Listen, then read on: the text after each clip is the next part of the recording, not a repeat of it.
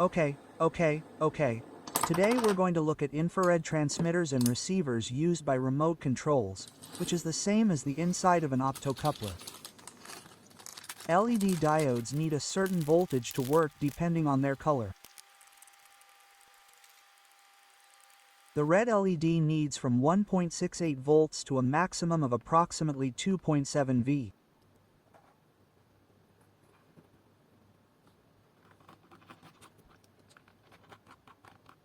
We can't see the infrared LED with the naked eye, but the camera does interpret the infrared as pink and needs less voltage.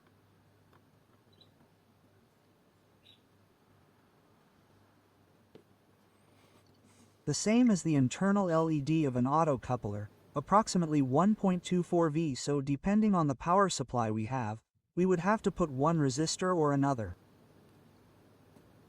For example, if we have a 5 volt source, we would put a 270 ohm resistor.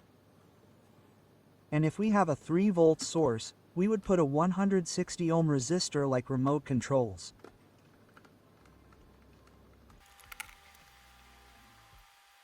If we look at the transmitter and receiver and measure the receiver in resistance mode, it gives us 140 ohms. In diode measurement mode, we have to put the bananas in reverse.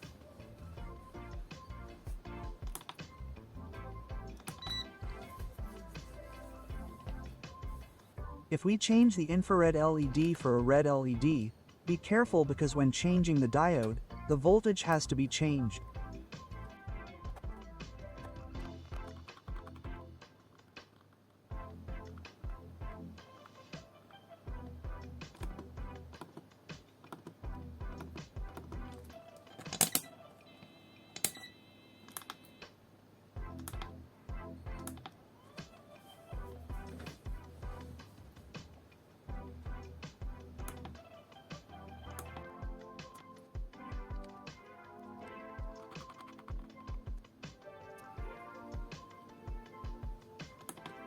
Okay. Before, it gave us 140C. I don't know if it's because of the order of the bananas, but now it only gives me 14.5 saws. And now we change the digital multimeter for an analog one. We see that the infrared receiver works better with the infrared diode.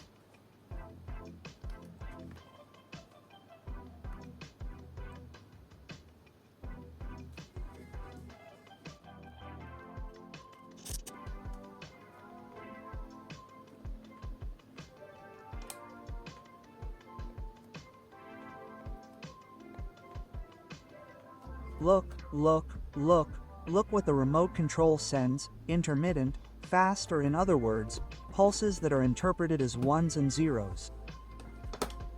We'll see it better on the oscilloscope.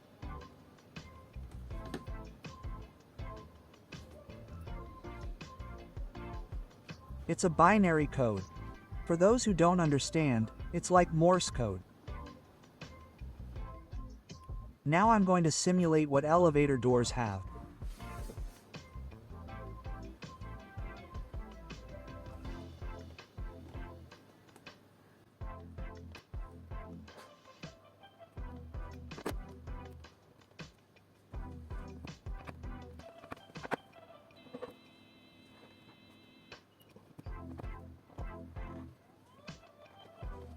The coin acts as a mirror, reflecting the light.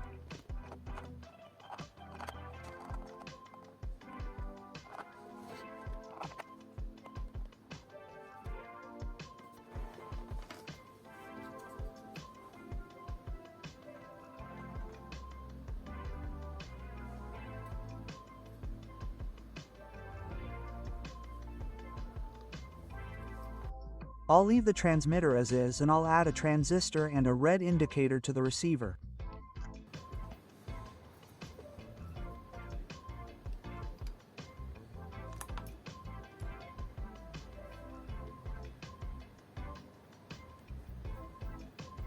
Well, I'll say goodbye now. Hey, I'm going to stay here playing with this for a while. I hope you enjoyed this demonstration, which I'm sure I'll find useful in future videos. If you like my content, you can subscribe. And thanks for watching.